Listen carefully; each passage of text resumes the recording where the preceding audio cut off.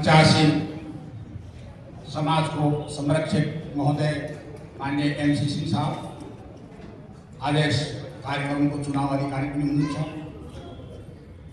सहायक चुनाव अधिकारी हाम्रो हरिबहादुर ज्यू, समाज को पुरोहित ज्यू नारायण खनाल ज्यू,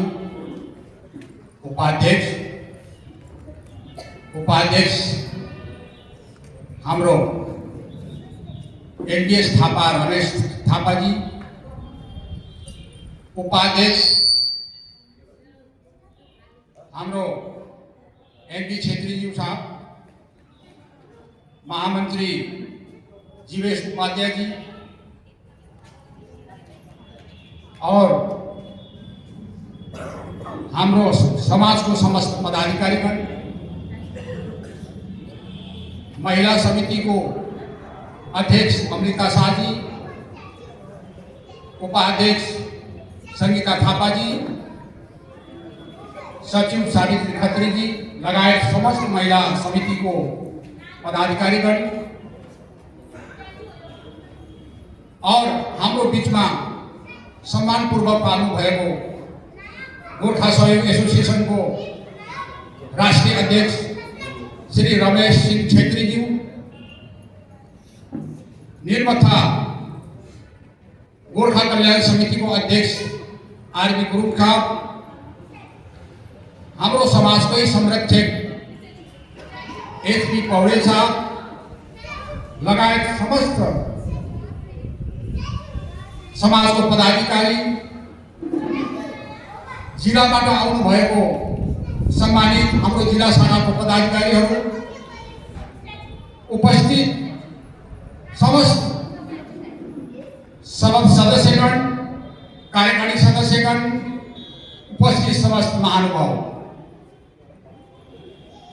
आज भारतीय गोर्खा सेवा समाज उत्तर प्रदेश लखनऊ को प्रबंधक कार्यकारिणी को चुनाव साथै विगत वर्ष को समाजले गरिएको कार्यविध र अधिवेशन जसमा आयोगले और महामंत्री द्वारा विगत में गरेको कार्यको समीक्षा यो तपाईहरुले सुन्नुभयो, बुझ्नुभयो।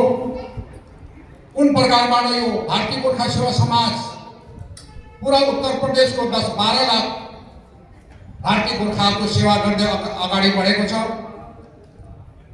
और तपाईहरुसँग लिने आंशिक सहयोग राशि धनराशि जो चंदा को रूप में हामीले प्राप्त गर्छौं, त्यस सहयोग राशि को सदुपयोग हामीले कुन प्रकारबाट गरेका छौं, कति पारदर्शिता रहेछ, कति उत्पत्ति रहेछ और सालमा के हामीले गरेका छौं। प्रत्येक माह, प्रत्येक वर्ष, प्रत्येक सप्ताह को रिपोर्ट हजुरहरूको समक्ष पेश भयो। यसले मलाई लाग्छ कि समाज को कार्यकारिणी र कार्यप्रणाली तपाईहरुले जरुर बुझ्नुभयो होला। हामी एक मानुष एक सामाजिक प्राणी हो। समाज को बिना मानुष को जीवन व्यर्थ हो। समाज को बिना ठीक उसी प्रकार हो जो माछालाई पानी को आवश्यकता पर्छ। यदि पानी न हो माछा को जीवन को अस्तित्व छैन। उस्तै प्रकारबाट हामीहरु समाज को बिना हामीहरुको जीवन को अस्तित्व छैन। प्रिय दाजुभाइ दिदीबहिनीहरु, उपस्थित समस्त सज्जन नारी शक्तिहरु, यस बातलाई गम्भीरता रूपमा लिएर हामी अगाडि बढ्नुपर्ने हुनेछ।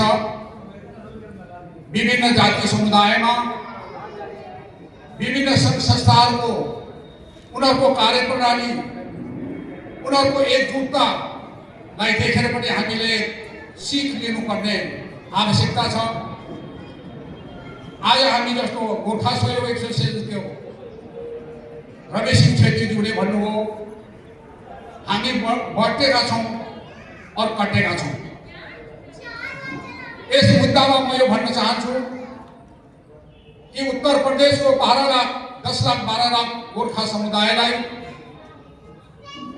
एक अहम मांग जो संपूर्ण गोर्खाहरूको एक भविष्यको मार्ग तय गर्छ। यस्तो मांग जसले हाम्रो आउने वाला जनरेसन आने वाला पीढ़ीलाई रास्ता देखाउँछ। त्यस मागलाई भारतीय गोर्खा सेवा समाज उत्तर प्रदेश लखनऊले आजभन्दा ठीक 16-17 वर्ष पहिले ओबीसी आयोगमा हामीले फाइट गरेका थियौँ। यस विषयमा विभिन्न वक्ताहरूले आफ्नो बात पनि राखे, परन्तु म दुई मुद्दा राख्न चाहन्छु। यो ओबीसी को मांग हामीले इसलिए राखेका थियौँ कि उत्तर प्रदेश को समस्त 10 लाख 12 लाख भारतीय गोर्खा यो आफ्नो निजी मांग हो, आफ्नो सामूहिक मांग हो भन्ने सम्झेर सबैले यस अभियानमा अंगीकार गरेर अगाडि बढ्ने और सरकारलाई प्रदर्शन गरेर आफ्नो कर्तव्यका पालन गर्ने, आफ्नो एकता देखाउने, इस आशा और विश्वास के साथ मैले और हाम्रो कार्यकारी समस्त पदाधिकारीहरूले यस मामला अग्रसारी गर्दै सरकारमा पेश गरियो। विभिन्न प्रकारको कारबाही सम्पन्न भयो। सरकारले पनि मान्यो कि जायज माग हो, यसको मिल्नु जरुर चाहिन्छ और सरकारले पनि कारबाही सुरु गर्यो। कारबाही सुरु गर्दाखेरि हाम्रो प्रदेशवासी भारतीय गोर्खा ले आफूलाई आफैले लुकाएको हुनाले म आज स्पष्ट हजुरको समझ भन्न चाहन्छु कि हामीले आफूलाई आफैले लुकाएको हुनाले हामीले प्रदर्शित गर्न सकेनौँ। त्यस कारणले गर्दाखेरि सरकारको रिपोर्टमा हाम्रो संख्या 0 आयो। यस 0 संख्यालाई हामीले अंकमा कसरी परिवर्तन गर्ने, इस योजना को समक्ष यस योजनाको तहत हामीहरूले चाहे लक्ष्मण मेला मैदानमा धरना प्रदर्शन हो, चाहे को गार्डन में हो रैली, चाहे विभिन्न प्रकार को लेखा पढ़ी र मंत्री और माननीय मुख्यमंत्रीसँग भेटवार्ता को क्रम में जारी राख्दै हामीले प्रदेश को समस्त संगठनहरूसँग अपील गरियो। परंतु हामी बाँटियौं और कट्यौं।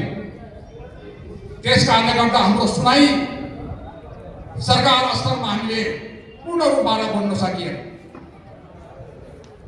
बहुत दुःखको साथ म भन्न चाहन्छु, यदि भारतीय गोर्खा सेवा समाजले यो डिमान्ड राखेको हो त खाली भारतीय गोर्खा सेवा समाजको सदस्यलाई मात्रै माग गरेको होइन, प्रदेशवासी समस्त भारतीय गोर्खालाई 10-12 लाख भारतीय गोर्खाहरूको लागि अगर यदि यो माग मिल्छ भनेदेखि सबै लाभान्वित हुने र यस कारणले गर्दाखेरि हामीहरूले आफ्नो कर्तव्यको पालन गर्दै कसैले राम्रो कुरामा अगाडि बढेर डिमान्ड गरेछ भने हामीले सबैले सहयोग गरेर योगदान दिनुपर्ने थियो।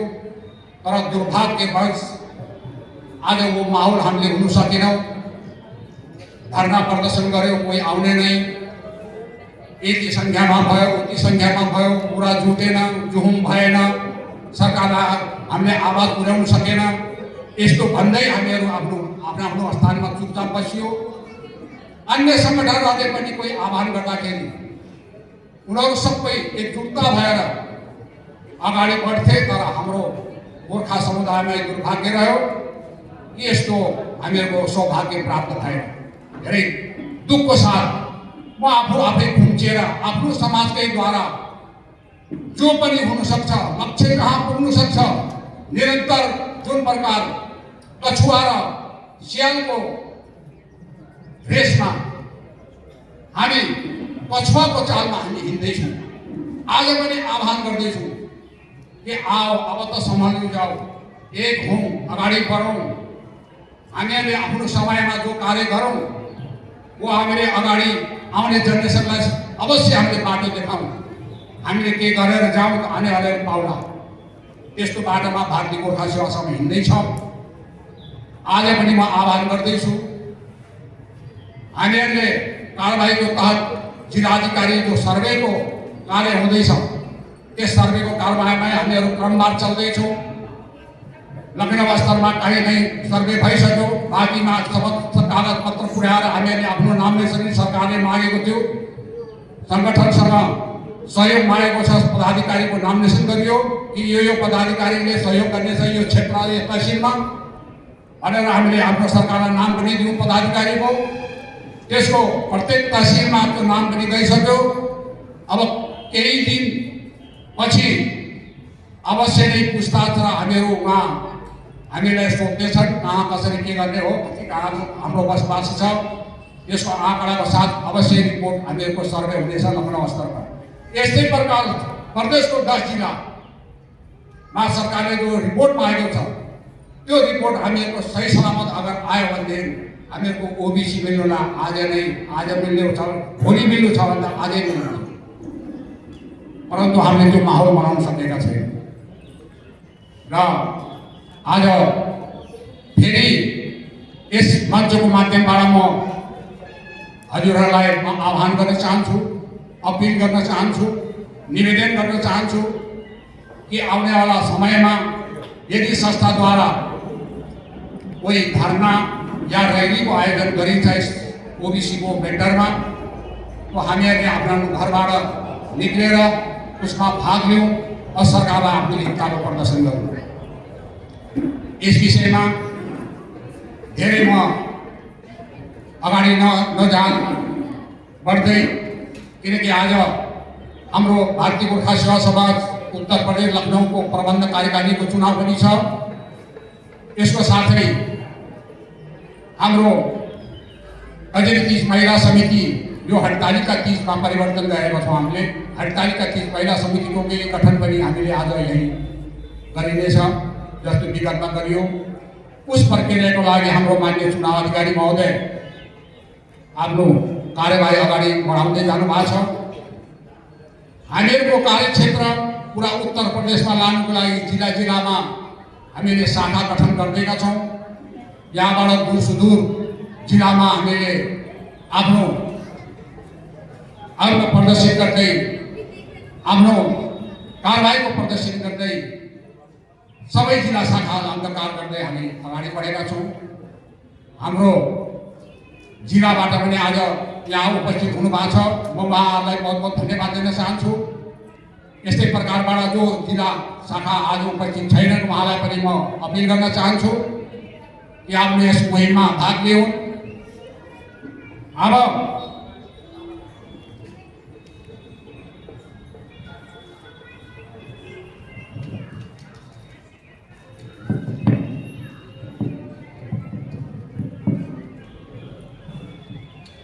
हाम्रो लखनऊमा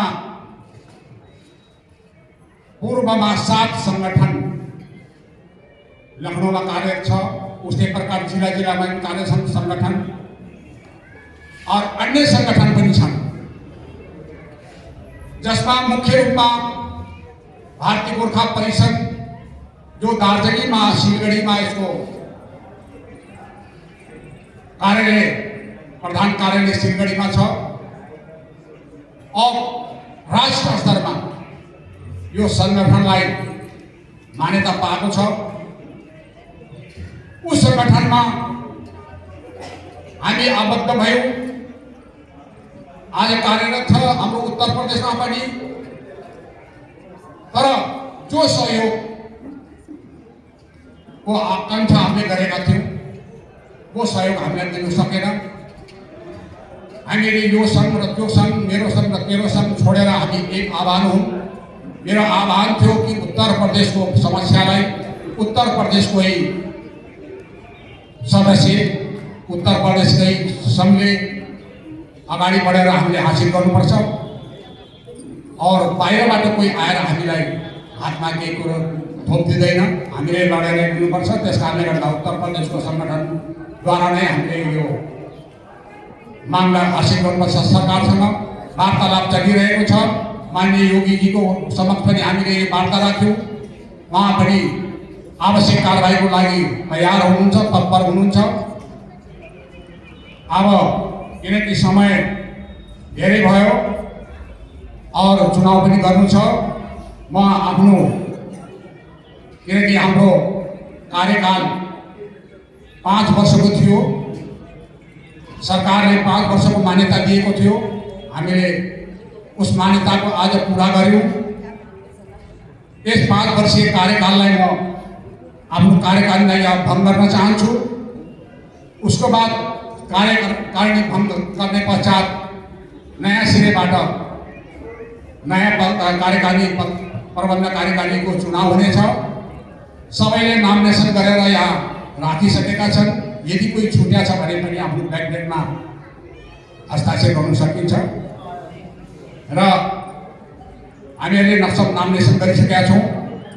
हामीहरूको कोही राजनीतिक संस्था होइन, हामीहरूको सामाजिक संस्था हो। त्यस कारणले गर्दा सहमतिको आधारमा नै हामी सब तत्पर भइसकेका छौँ।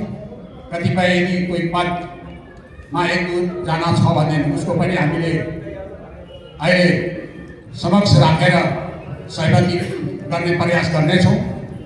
यसको साथै म सबै यहाँ आउनुभएको दाजुभाइ दिदीबहिनीहरूलाई धन्यवाद र स्वागत र अभिनन्दनको साथ आज म यो 5 वर्षको कार्यकाललाई यही भङ्ग गर्न चाहन्छु र चुनाव अधिकारीलाई उत्तरदायी सौंपन चाहन्छु। जय गोर्खा, जय संगठन।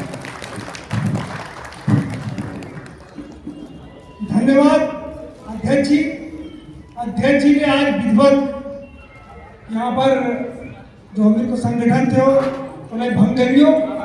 अब चुनाव अधिकारी और सहायक चुनाव अधिकारी जी द्वारा आज निर्णय लिया जाएगा कि किस तरीके से यहाँ पर पदाधिकारियों को चुना जाना है। इससे पूर्व हमारे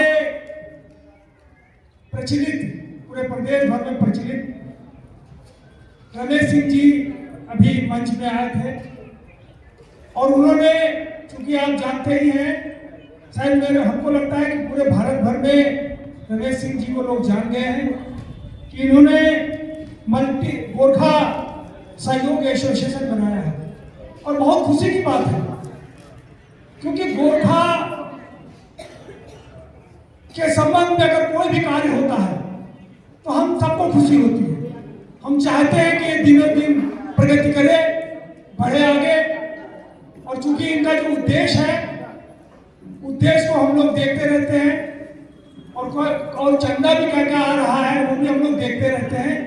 और वास्तव में ये दुख है कि जिस तरीके से इन्होंने सोचा था कि पूरे भारत भर से इसमें सहयोग मिलेगा, वो सहयोग इन्हें नहीं मिलना। और इस मंच के माध्यम से मैं आप लोगों से यह अनुरोध करना चाहता हूं कि जो इन्होंने जो प्रोग्राम बनाया है मल्टीपर्पज मंदिर का और भवन का, तो वो अपने लिए तो बनाया नहीं, वो तो पूरे गोरखा समुदाय के लिए बनाया है। तो वास्तव में हम सबको इसमें सहयोग करना चाहिए। और मेरा ये व्यक्तिगत मानना है कि चूंकि मैंने जब इनका प्रोग्राम देखा तो मैंने मन ही मन आकलन किया कि क्या क्या चीजें बना रहे हैं। तो वो बजट बहुत लंबा जा रहा है, वो कम से कम 8-10 करोड़ का बजट जा रहा है जिस तरीके से इन्होंने बनाया। तो मैं इस मंच के माध्यम से इनसे ये भी अनुरोध करूंगा कि छोटे रूप में ही आप लेके चलें। आप करोड़ों की बात मत करें, आप लाखों की बात करें। छोटे रूप में इसको स्टार्ट करें और कहीं ना कहीं स्थापित करें इस चीज को और धीरे धीरे उसको बड़ा करें। और लोगों में, अब गोरखाली आदमी जानते हैं, आप सोया हुआ है, जब वो देखेगा कि कुछ हो रहा है, कुछ छोटे रूप में ही हो रहा है, तो वो धीरे धीरे वो भी उसकी भी झोली खुलेगी और वो भी सहयोग करेगा। मैं मंच के माध्यम से यही अनुरोध कर रहूंगा कि इसे बड़े रूप में ना ले जाए, इसे पहले छोटे रूप में स्टार्ट करें। और चूंकि आपके पास थोड़ा बहुत धनराशि तो है, उससे आप बहुत बड़ा कई एकड़ों में जमीन ले ये ना सोचे। हम तो चाहते हैं 2, 4, 5 1001 स्क्वायर फीट से ही आप स्टार्ट करें, फिर धीरे धीरे बढ़ाएं। तो निश्चित तौर से मैं ये कह रहा हूँ, निश्चित तौर से ये प्रोग्राम बहुत अच्छा है, बहुत बढ़िया है, और उत्तर प्रदेश का पूरे भारत भर के लोग इसमें सहयोग करेंगे। और यहाँ पर जितने लोग भी आए हैं, हम लोग भी सब इनके साथ हैं, हम इनसे इतर नहीं हैं। हम ये चाहेंगे कि हमारे गोरखाओं की भला के लिए अगर कुछ होता है तो हम लोग उसमें बढ़ चढ़ कर भाग लेंगे। बाकी उसकी गति और उसकी चाल को देखा जाता है, समझा जाता है।